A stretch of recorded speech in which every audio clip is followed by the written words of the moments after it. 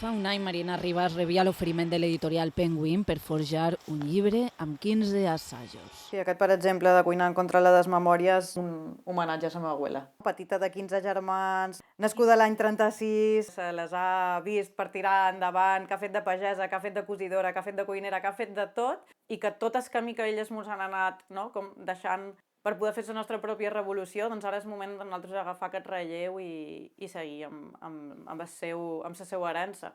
Parla honestament, igual que escriu, i proposa un futur teixint xarxes comunitàries.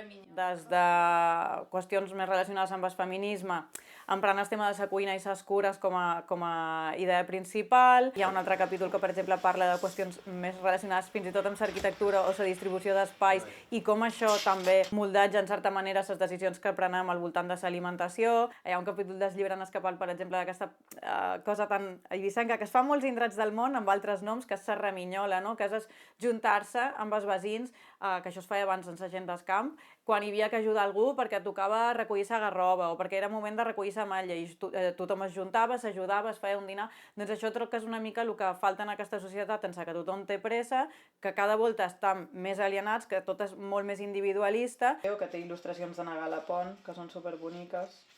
Sols és un tast del brou que en aquestes pàgines ha cuinat Marina després d'anys divulgant la seva filosofia a les xarxes. Perfecte. Bueno.